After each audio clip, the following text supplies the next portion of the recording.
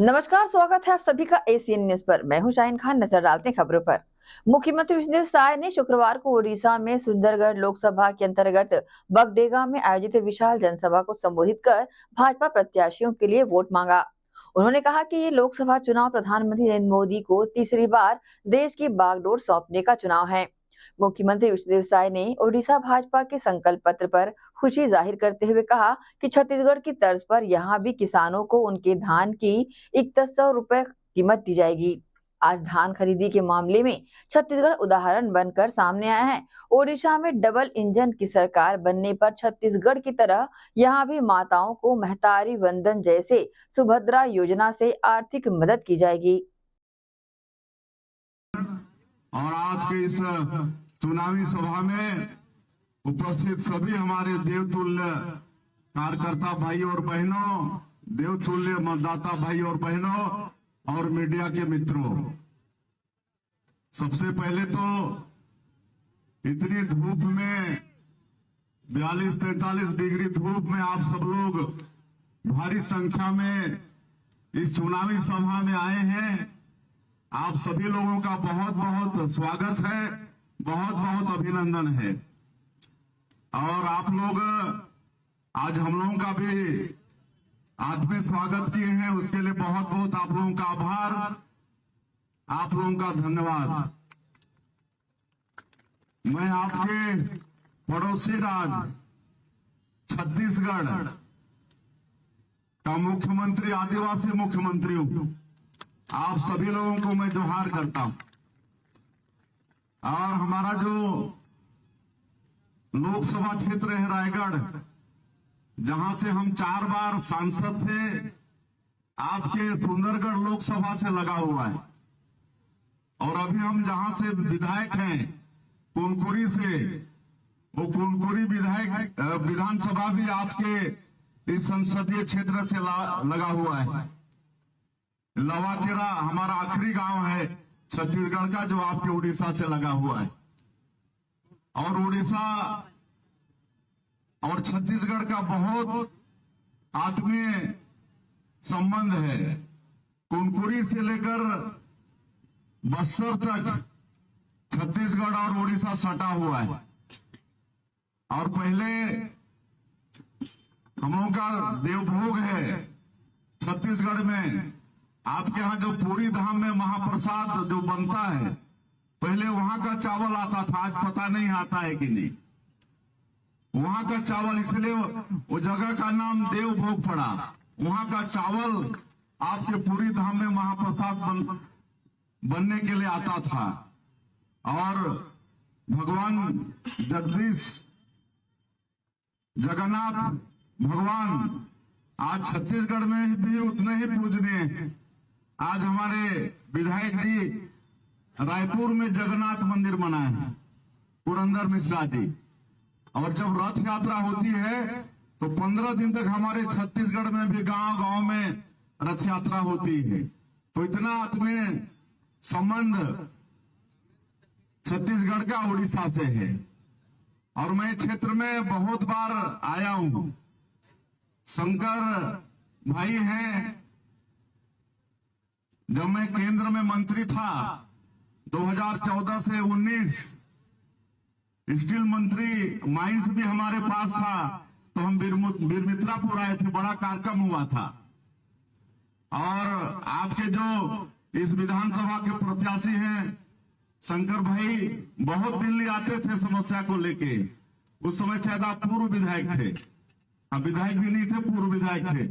लेकिन उस समय भी क्षेत्र की जनता का चिंता करते थे। बिरमित्रापुर का जो माइंस वगैरह बंद पड़ा था, वहां कई वर्षों से पैसा वैसा नहीं मिला था, वो सब के लिए दिल्ली आए थे और वो सबका समाधान हम लोग किए थे। तब से आपके क्षेत्र में हमारा आना जाना लगा है। और आज तो हम ये आप लोगों से निवेदन करने हैं, आग्रह करने आए हैं कि अभी का ये जो लोकसभा का चुनाव है, ये बहुत महत्वपूर्ण चुनाव है। हमारे देश के जो यशस्वी प्रधानमंत्री हैं नरेंद्र मोदी जी, उनको फिर से तीसरी बार प्रधानमंत्री बनाना है।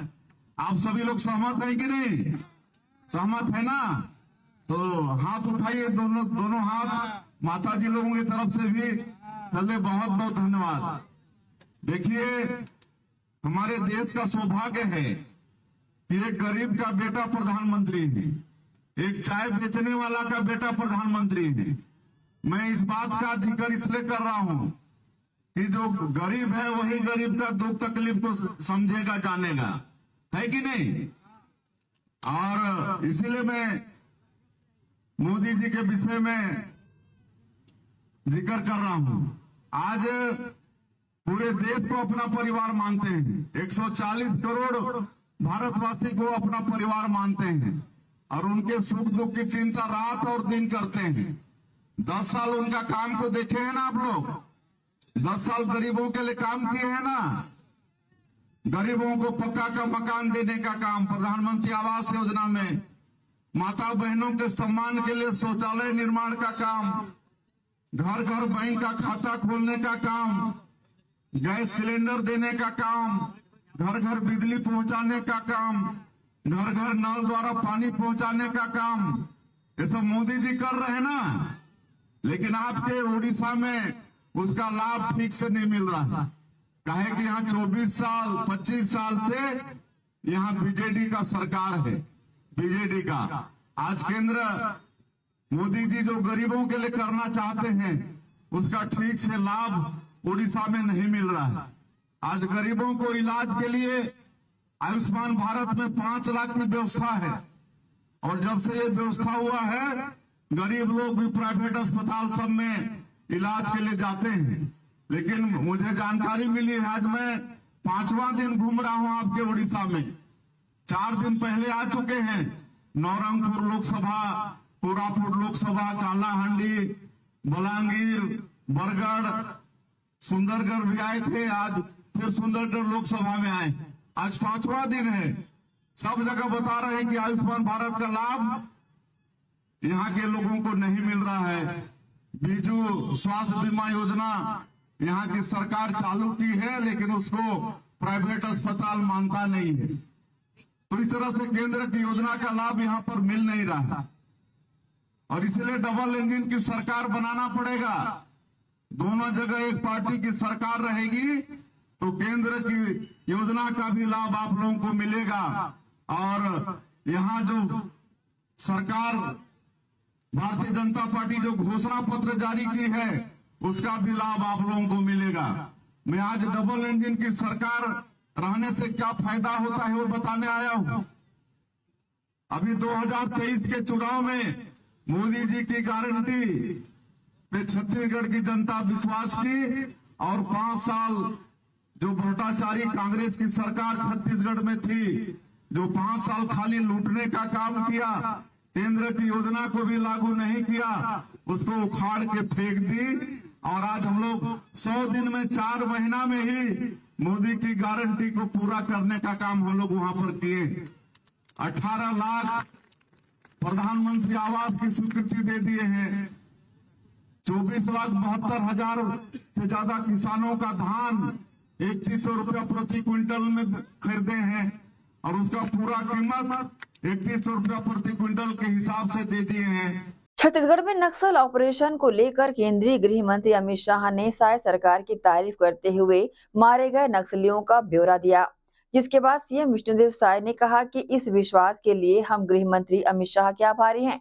केंद्रीय गृह मंत्री के कुशल मार्गदर्शन में हम नक्सल समस्या के स्थायी समाधान की तरफ आगे बढ़ रहे हैं। इस विषय में डबल इंजन की सरकार को बेहतरीन सफलता मिली है। निसंदेह इस विषय पर विपक्ष द्वारा की जा रही राजनीति से नक्सलियों को ताकत मिलती है, पर बावजूद इसके हम इस लड़ाई को परिणाम तक पहुंचाएंगे। माननीय गृह मंत्री जी के अत्यंत आभारी हैं।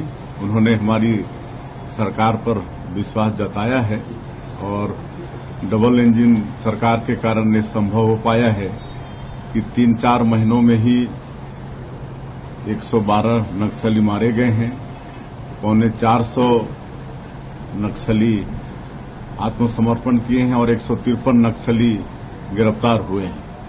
ये हमारी सेनाओं के लिए बहुत बड़ी सफलता है और माननीय प्रधानमंत्री जी और माननीय गृह मंत्री जी इस मामले में गंभीर हैं और जल्दी ही छत्तीसगढ़ से नक्सलवाद का समापन वो भी चाहते हैं। मंत्री कांग्रेस को भी निशाने पर लेते हुए नजर आया और उन्होंने कहा कि उनकी मती मारी गई है। साथ साथ आज एक प्रेस नोट नक्सलियों ने जारी किया, उसमें भी वो कह रहे हैं कि 107 हमारे साथी मारे गए, फिर भी कांग्रेस सवाल खड़े करती है। हाँ, ये दुख का विषय है। कम से कम इन सब विषयों को राजनीति से ऊपर उठ के देखना चाहिए। पिछले बार भी जब एक दिन में 29 नक्सली मारे गए तो उस समय भी उस घटना को विपक्ष के लोग, कांग्रेस के लोग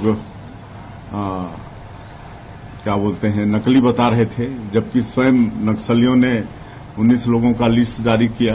तो ये दुख की बात है, लेकिन अब इन लोगों को क्या कहें, लोग तो सर्जिकल स्ट्राइक और एयर स्ट्राइक पर भी प्रश्न खड़ा करने वाले हैं। कम से कम उनसे मेरा यह आग्रह होगा कि इन सब विषयों को राजनीति से ऊपर उठ के देखें।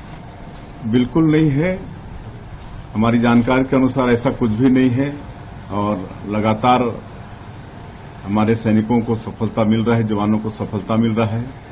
उन्होंने तो जांच कमेटी बनाई है। देखिए, अभी तक तो पुनर्वास नीति है जिसके कारण आत्मसमर्पण हो रहा है, लेकिन हम लोग उसको देख रहे हैं कि और अच्छा क्या हो सकता है और बहुत जल्दी नया पुनर्वास नीति क्या ला सकते हैं, इस पर सरकार विचार कर रही है। छत्तीसगढ़ में 3 चरणों में लोकसभा का चुनाव संपन्न होने के बाद प्रदेश के मंत्री इन दिनों पड़ोसी राज्य ओडिशा में चुनाव प्रचार की कमान संभाले हुए हैं। इसी कड़ी में ओडिशा राज्य में बड़गढ़ के आतावीरा में भाजपा प्रत्याशी के पक्ष में चुनाव प्रचार करने पहुंचे प्रदेश के उप मुख्यमंत्री एवं गृह मंत्री विजय शर्मा ने कहा कि ओडिशा में परिवर्तन की लहर है। प्रदेश की नवीन पटनायक सरकार ने लोगों के साथ खिलवाड़ किया है। नवीन बाबू 25 साल से शासन कर रहे हैं। गरीब व्यक्तियों को जो 5 किलो चावल दिया जा रहा है वह तो केंद्र सरकार का है, राज्य सरकार का क्या है। यहाँ 2183 रुपए में धान की खरीदी होती है। ये तो समर्थन मूल्य है और ये राशि केंद्र सरकार देती है, राज्य सरकार क्या देती है। उन्होंने ये भी कहा कि मैं जानना चाहूंगा कि 25 साल की सरकार के बाद भी नवीन बाबू ने क्या किया है। इतना संपन्न राज्य होने के बाद भी राज्य सरकार कर क्या रही है। ये जो पुराने बाबू 25 सालों से यहाँ शासन कर रहे हैं, मैं नहीं समझता क्या कर रहे हैं। यहाँ पर मैंने सुना कि एक गरीब व्यक्तियों को जो चावल दिया जाना है उसको 5 किलो देते हैं प्रति माह एक जन को। ये 5 किलो तो केंद्र का है, राज्य का क्या है। हमारे यहाँ ये 10 किलो है, 5 केंद्र का है, 5 राज्य का है। जो यहाँ पर 2183 रुपए में धान की खरीदी होती है, यह तो समर्थन मूल्य है। ये राशि तो केंद्र देती है, राज्य क्या देती है। हमारे यहाँ 2183 के बाद 917 रुपया लगभग, यह भी राशि राज्य की सरकार की तरफ से प्रति क्विंटल किसानों को दिया जाता है। तो मैं जानना समझना चाहता हूं भाई कि 25 साल की सरकार के बाद किया क्या। जो केंद्र की राशि है वही किसानों को दे रहे हैं धान खरीदी के लिए, जो केंद्र का चावल है वही जनता को दे रहे हैं। अपनी तरफ से क्या कर रहे हैं। इतना संपन्न प्रदेश है, इतने माइंस हैं यहाँ पर, इतना बड़ा आपका सी शोर है, कोस्टल रीजन है, इतना बड़ा वन क्षेत्र है, इतना अच्छा व्यापार है। कुल मिलाकर सरकार करती क्या है। रोटी, कपड़ा और मकान, इसके साथ साथ स्वाभिमान, यह भी बहुत आवश्यक है। भगवान राम टेंट पर जब तक थे तो मैं जब भी उनकी कथा सुनता था तो मैं यही सोचता था कि उनके पराक्रम की कथा सुन रहे हैं, हम उनके भक्त हैं। भगवान टेंट में है, मंदिर उनका टूटा हुआ है। मंदिर बनना चाहिए।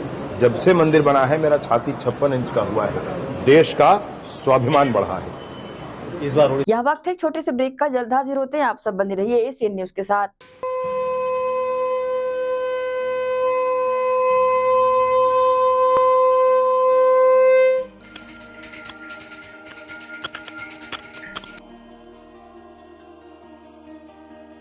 भारत के बुजुर्गों की शान, पंचरत्न पहचान। देश की संस्कृति को बचाना है तो पंचरत्न को ही अपनाना है। जी हाँ, पूजा की सर्वश्रेष्ठ धोतियाँ। अधिकृत थोक विक्रेता बर्मेचा टेक्सटाइल, दिगंबर जैन मंदिर रोड, गांधी चौक, दुर्ग। बता दे रेडीमेड धोतियाँ, धोती दुपट्टा सेट, मर्सराइज्ड धोतियाँ, पॉली कॉटन धोतियाँ, प्योर कॉटन, सफेद एवं रंगीन सभी रंगों में आकर्षक धोतियाँ उपलब्ध। पूजा सिद्ध करने हेतु पंचरत्न धोतियाँ ही उपयोग करें। पंचरत्न धोतियाँ, हमारा पता अधिकृत थोक विक्रेता Barmecha textile, Digambar Jain Mandir road, Gandhi Chowk, Durg, Chhattisgarh. Mobile number 9039879080।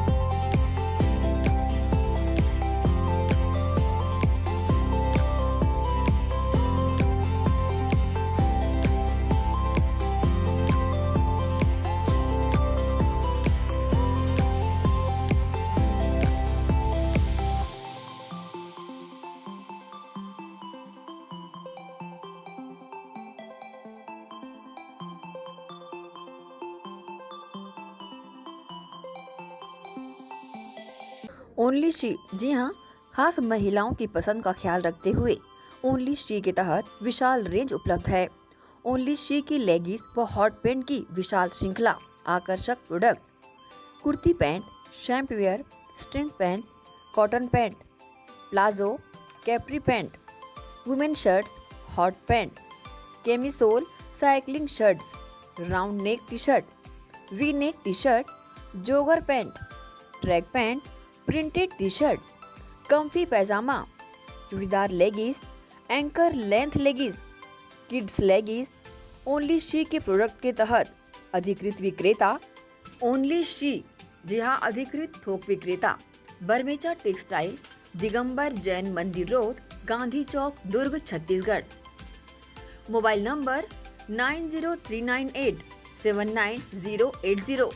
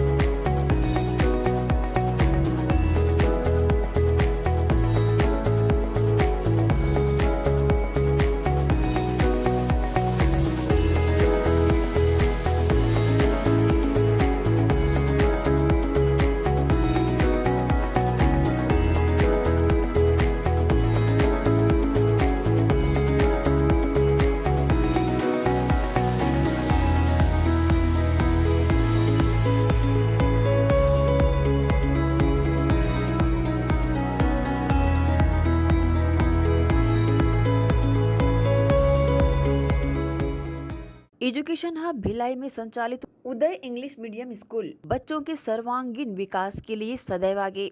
Play group से कक्षा 8वीं तक विद्यार्थियों को प्रशिक्षण। Uday English medium school admission open. उपलब्ध सुविधाएं स्मार्ट क्लास, कंप्यूटर क्लास, बस सुविधा उपलब्ध, साथ ही सीसीटीवी कैमरे द्वारा विद्यार्थियों पर सतत निगरानी। अनुभवी शिक्षकों द्वारा विद्यार्थियों को स्पेशल इंग्लिश ट्रेनिंग। उदय इंग्लिश मीडियम स्कूल में बच्चों को स्कूली शिक्षा के साथ भौतिक शिक्षा व शारीरिक शिक्षा, साथ ही नैतिक शिक्षा का ज्ञान। उदय इंग्लिश मीडियम स्कूल सभी कक्षाओं के लिए निःशुल्क एडमिशन। संस्कृति से जोड़ने बच्चों के लिए special programme. Uday English medium school admission open. हमारा पता भक्त माता कर्मा चौक, छावनी, भिलाई, जिला Durg, Chhattisgarh. Mobile number 9589309949, 9893399132।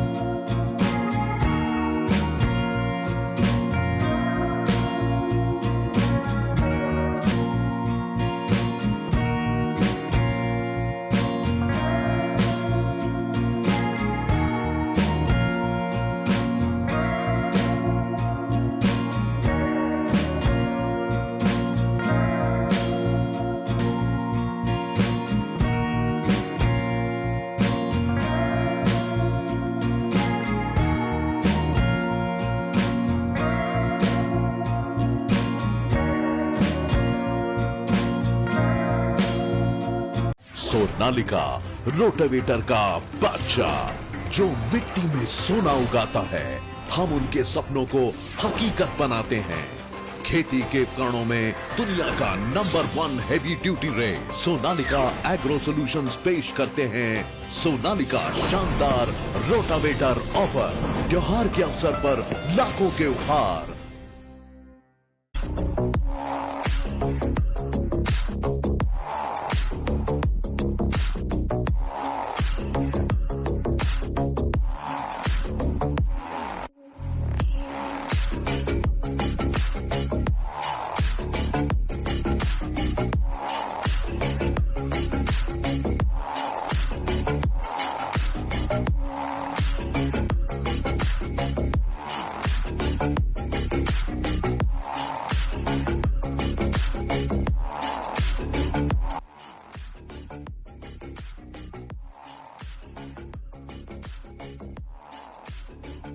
Break के बाद आपका स्वागत है।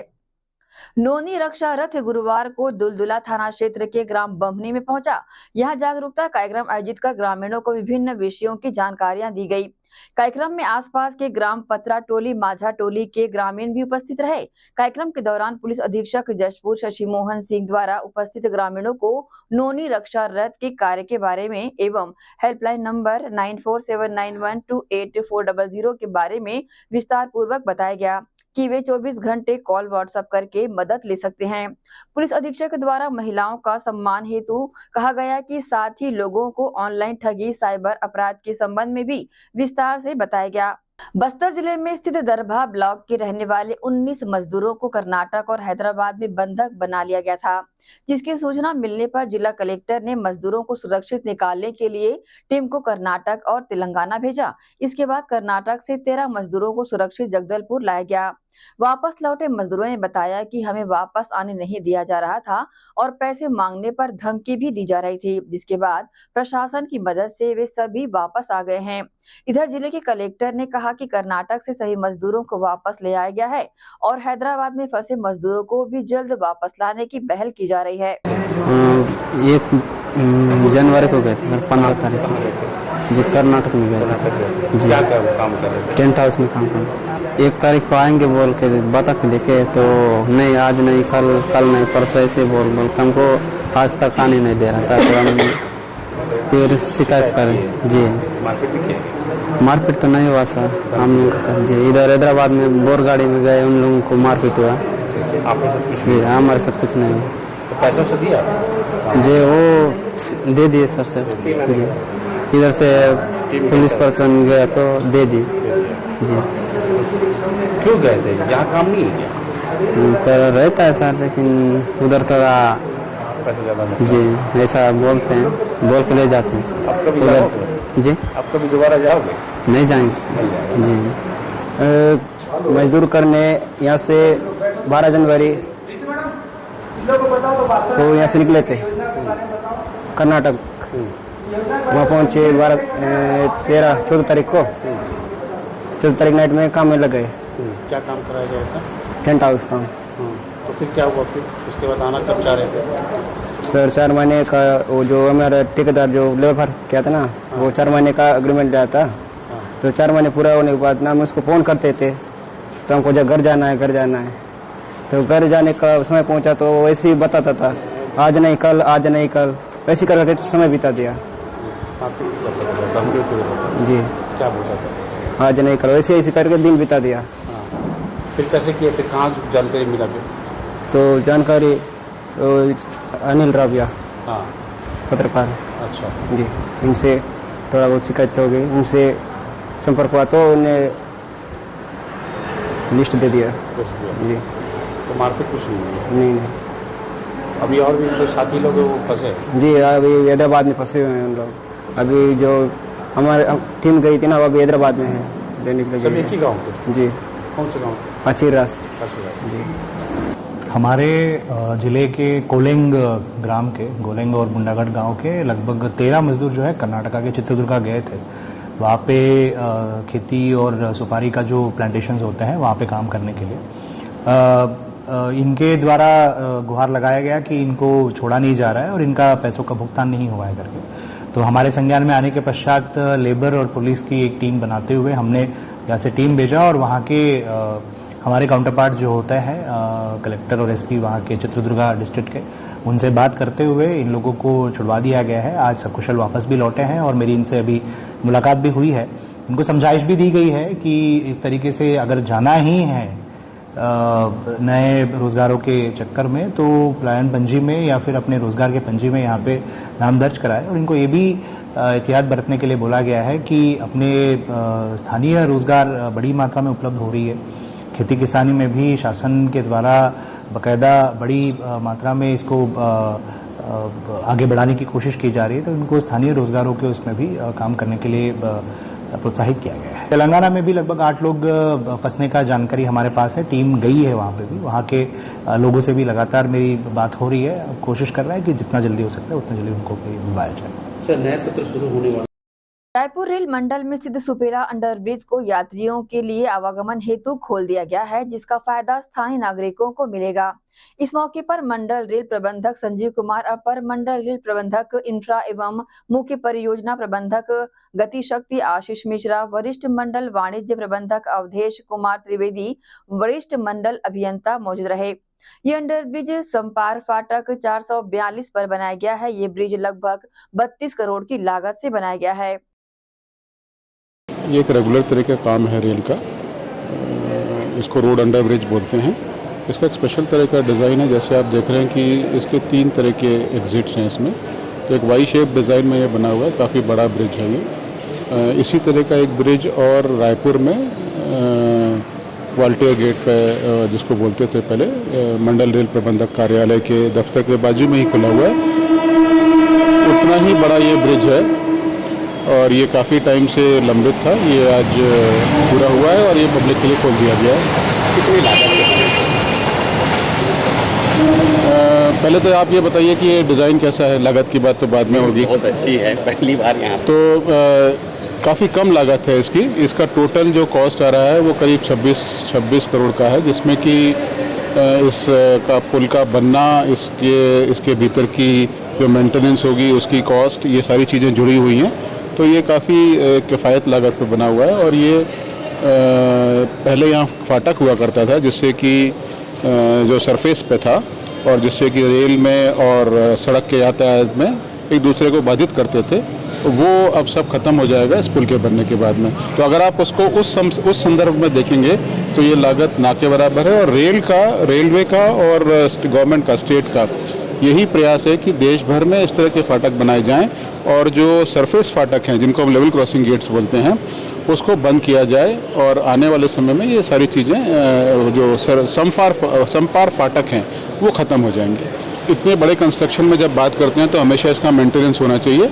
अगर इसका सही सुचारू रूप से मेंटेनेंस होगा तो इसमें कोई खामी नहीं होगी। खामियां होती थी, पानी रुकने का ज़्यादा। आप किस गेट की बात कर रहे हैं बताइए? ये इसके पहले चंद्रा मोड़। आज की तारीख में रायपुर मंडल रेल मंडल में बहुत सारे एलसीज हैं, जिसपे कि बहुत सारे ऐसे तरह के अंडर ब्रिजेज़ हैं। पानी की समस्या विरले ही आती है और उसका जिस समय बहुत तेज़ बारिश होती है, पूरे शहर में पानी भर जाता है। तो जो रोड अंडर ब्रिज है वो भी शहर से अछूता नहीं है।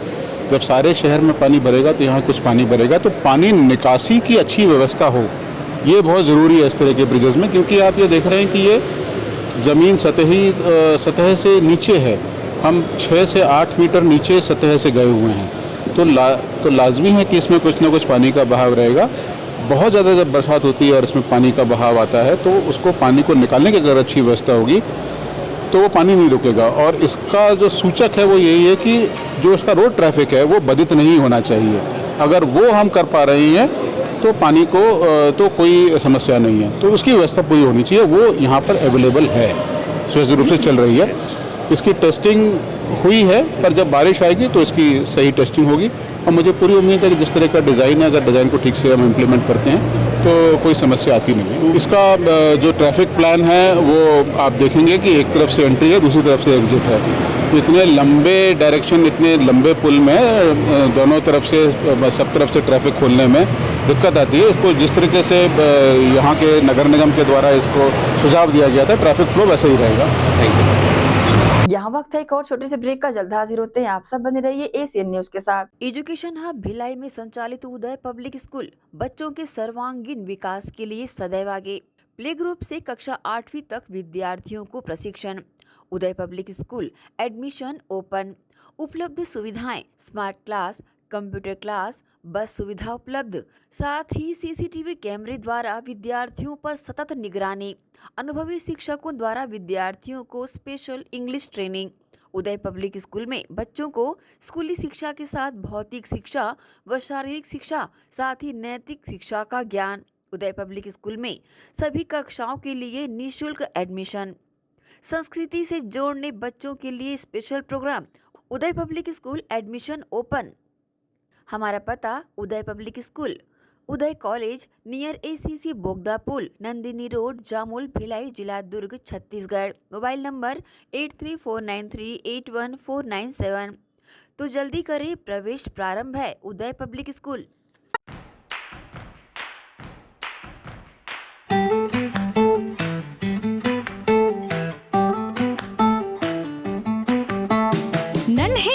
प्यारी जान। पढ़ेंगे लिखेंगे तभी तो बनेंगे भारत की पहचान। बच्चों से ही है कल का भविष्य, तो आइए उदय पब्लिक स्कूल में जल्द ही एडमिशन कराइए। जी हाँ, एडमिशन शुरू हो चुके हैं नर्सरी से कक्षा 8वीं तक। आपके निकट उदय कॉलेज कैंपस नियर एसीसी बोगदा पुल नंदनी रोड जामुल भिलाई में स्थित 2019 से गुणवत्ता भर शिक्षा प्रदान करने वाला आपके क्षेत्र में पहली बार, जिसका नाम है उदय पब्लिक स्कूल। जी हाँ, सभी कक्षाओं के लिए निःशुल्क प्रवेश। स्कूल नर्सरी से कक्षा 8वीं तक के लिए इस वर्ष प्ले ग्रुप की भी शुरुआत की जा रही है। सरकार द्वारा 25% छात्रों के लिए मुफ्त शिक्षा प्रदान की जाएगी। प्रवेश के लिए जल्दी करें। बस वैन की सुविधाएं भी उपलब्ध है। पुस्तकालय सुविधाएं है, सीसीटीवी कैमरा, संगीत कक्ष, खेल और सांस्कृतिक गतिविधियां, मल्टीपर्पज हॉल।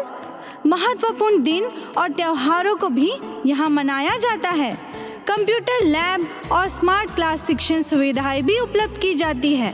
अग्नि सुरक्षा के लिए भी सुविधाएं उपलब्ध है। बच्चों के अंग्रेजी बोलने पर भी महत्वपूर्ण ध्यान दिया जाता है। तो फिर देरी किस बात की, जल्दी कीजिए, क्योंकि एडमिशन शुरू हो चुके हैं उदय पब्लिक स्कूल में। आपके निकट उदय कॉलेज कैंपस निकट एसीसी बोगदा पुल नंदनी रोड जामुल भिलाई में।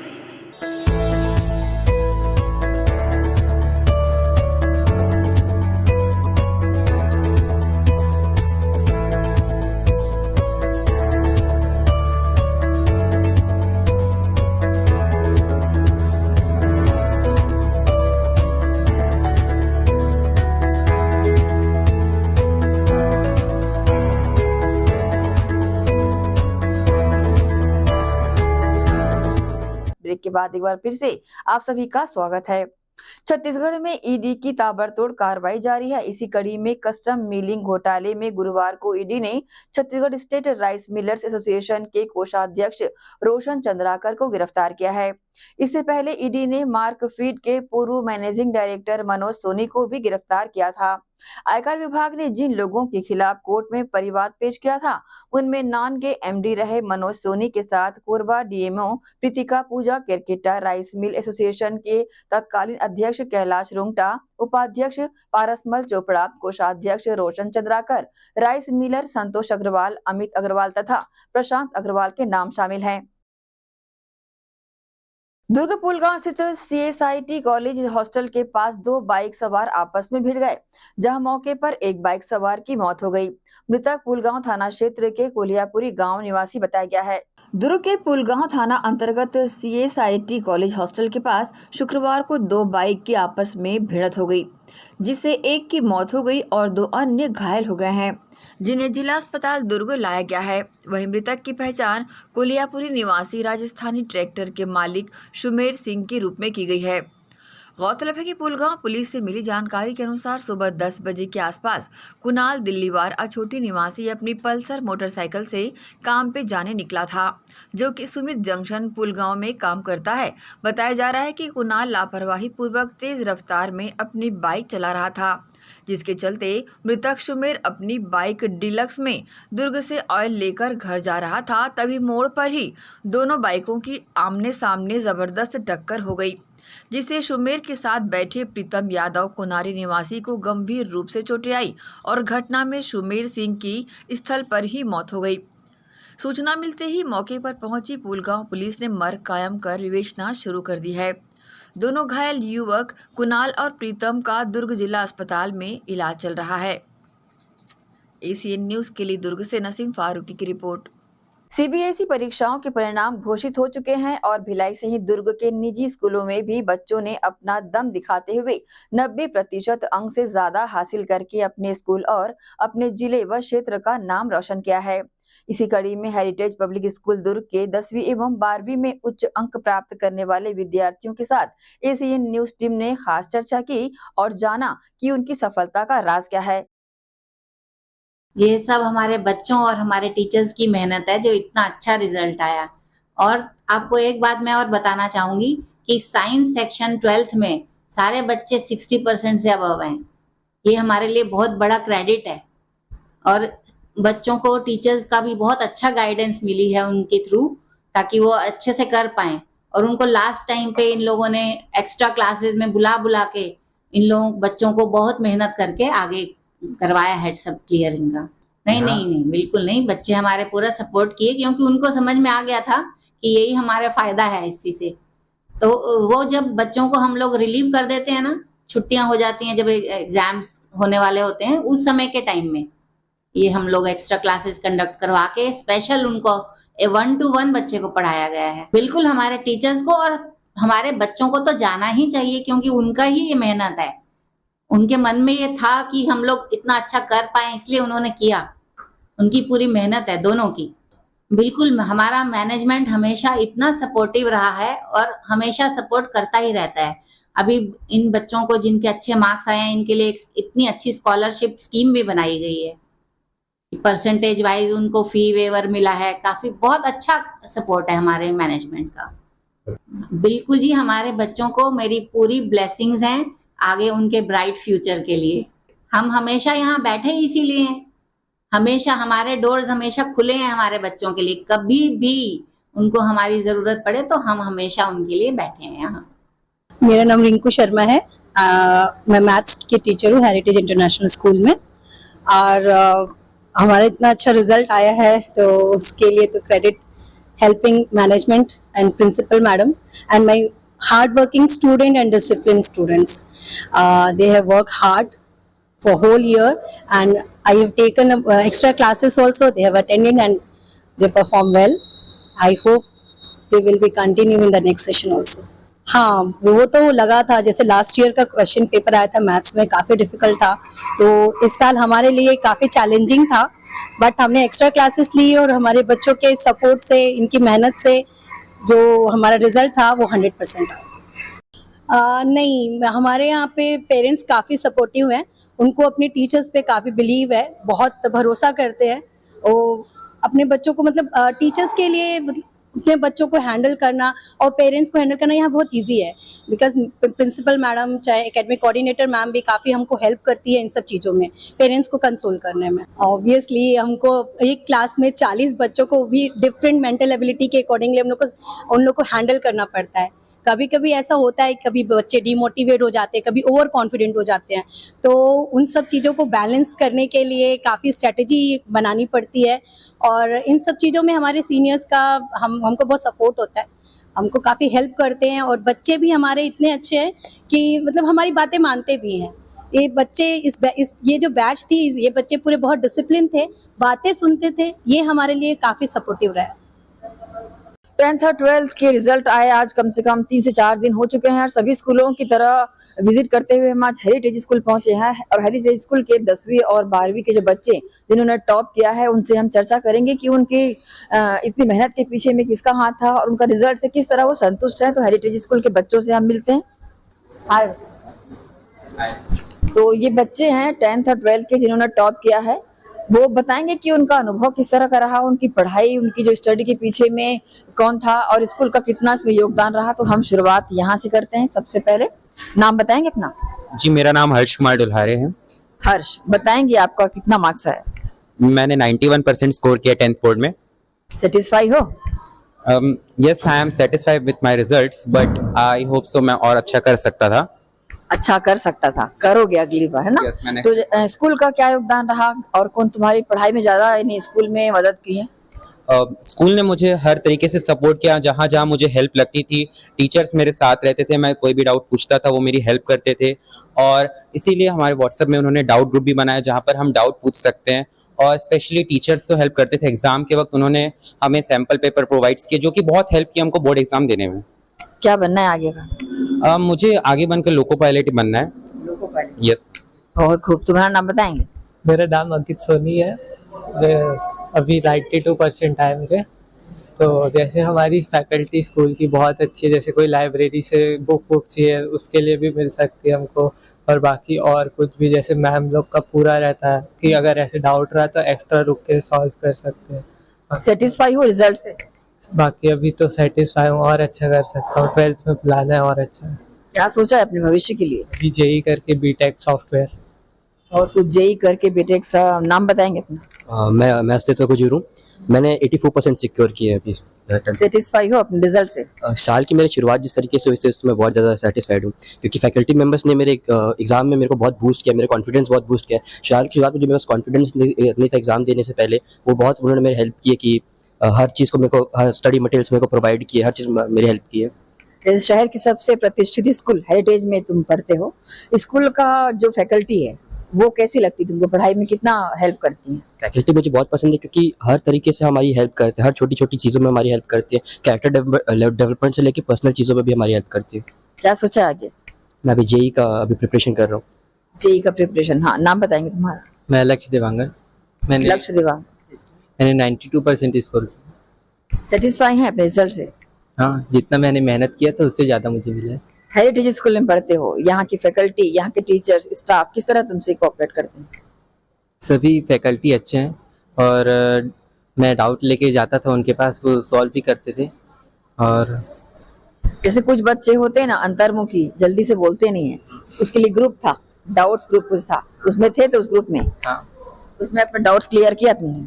हाँ। बेस्ट फ्रेंड कौन है? बेस्ट फ्रेंड स्वास्तिक है, दुल्हारे है। हाँ नाम बताएंगे अपना? निशिका सेन। निशिका सेन। अभी भी मैंने तुमसे जब कुछ देर पहले पूछा था कि रिजल्ट से सेटिस्फाई हो, तुमने बोला नहीं, क्यों नहीं? मुझे लगा था मेरे और अच्छे मार्क्स आएंगे। मैं पेपर देने के बाद भी मेरे को लगा था मेरे 98 प्लस आएंगे, अभी 97 आए हैं। कहाँ चूक हुई कुछ लग सकता है, सोच सकती हो? सोशल और इंग्लिश में। सोशल और इंग्लिश में, हाँ। तो उसके लिए कैसे प्रिपरेशन करोगी? अभी मैं तो पीसीएम लाइन में हूँ ना, मेरा लाइक मैथ्स और साइंस में मेरा अच्छा रिजल्ट है, बाकी पीसीएम और इंग्लिश में, मतलब सोशल और इंग्लिश में ही कम हुआ है, तो इंग्लिश में भी और ध्यान दूंगी। हेरिटेज स्कूल में पढ़ना तुम्हारे लिए कैसा अनुभव, कैसा फील होता है यहाँ पढ़ने से? बहुत अच्छा लगता है। मैं यहाँ पे बचपन से ही पढ़ रही हूँ। यहाँ के सारे टीचर्स बहुत फ्रेंडली हैं, बहुत हेल्प करते हैं। स्कूल आवर्स के बाद भी अगर इनसे डाउट पूछे ऑनलाइन तो भी ये लोग हेल्प करते हैं। वो डाउट्स ग्रुप जो था है, मतलब उसमें तुम हो? हाँ। अपने डाउट्स क्लियर करती हो? हाँ। नाम बताएंगे अपना? लकी शुक्ला नाम है। मैंने 10th बोर्ड में 93% सिक्योर किया है। 93%? सेटिस्फाई हो अपने रिजल्ट से? मैंने जितनी मेहनत की है उतना है सेटिस्फाइड, बट मैं और अच्छा करने की कोशिश जरूर करूंगी। यहाँ की फैकल्टी, यहाँ के स्टाफ, उनसे कितनी तुम सेटिस्फाई हो?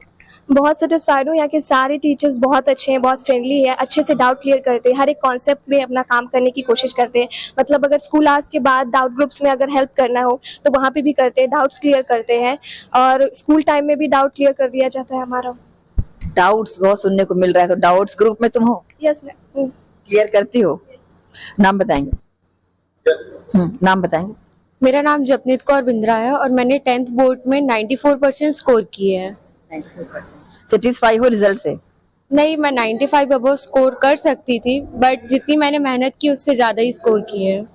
तो आगे क्या लगता है कि तुम कितना कर पाओगे आगे? मेरे इंग्लिश में नंबर कम आए, तो मुझे मैथ्स कॉमर्स लेना है, तो इंग्लिश सब्जेक्ट रहेगा, तो मैं इंग्लिश में जरूर इम्प्रूव करना चाहूंगी। स्कूल में किस तरह तुमको प्रिपरेशन कराते थे एग्जाम के लिए? स्कूल में एक्स्ट्रा क्लासेस भी रुकवाते थे और रिवीजन टेस्ट भी लेते थे। हर चैप्टर के बाद टेस्ट लिया जाता था, ताकि हमें कहाँ डाउट है हमें वो टेस्ट के थ्रू भी क्लियर हो, और टीचर्स भी ये जान सके कि किस बच्चे को किस चैप्टर में प्रॉब्लम आ रही है। स्कूल के साथ साथ फैमिलियर जो एटमॉस्फेयर होता है वो ज्यादा अपनी पढ़ाई को वो करता है, तो पारिवारिक माहौल कैसा है? हमारी फैमिली में तो बहुत सपोर्ट की मुझे, और स्कूल में भी टीचर्स इतने फ्रेंडली है कि हम कोई से भी डाउट उनसे एकदम फ्रीली पूछ सकते थे। अब तो ये 10th क्लास के बच्चे थे, 12th के एक स्टूडेंट जो हमारे साथ मौजूद है, बताएंगे तुम्हारा नाम क्या है और क्या परसेंटेज था तुम्हारा? मेरा नाम कुणाल सेन है, मैं क्लास 12th का बच्चा हूँ और मेरे 83% स्कोर हैं। मैं जितना भी हार्ड वर्क किया हूँ बस उतना ही मतलब मेरे को शायद से मिला है इतना, लेकिन और कर सकता था, क्योंकि मुझे चीज़ें बाद में पता चली कि कैसे क्या चीज़ें होती हैं और मुझे कितना हार्ड वर्क और करना था। स्कूल की किस तरह तैयारी थी तुम्हारी? मैंने वैसे तो पूरी प्रिपरेशन घर से की थी, लेकिन स्कूल टीचर बहुत ज़्यादा सपोर्टिव थे। मैं स्पेशल थैंक्स देना चाहूँगा मेरी अकाउंट्स टीचर को, जो कि अंकिता चांडक मैम है। उन्होंने बहुत मोटिवेट किया मुझे, जब भी परेशानी होती थी, कुछ डाउट। इसी के साथ ही आप से देंगे इजाजत। आप सब बने रहिए एसीएन न्यूज के साथ। नमस्कार।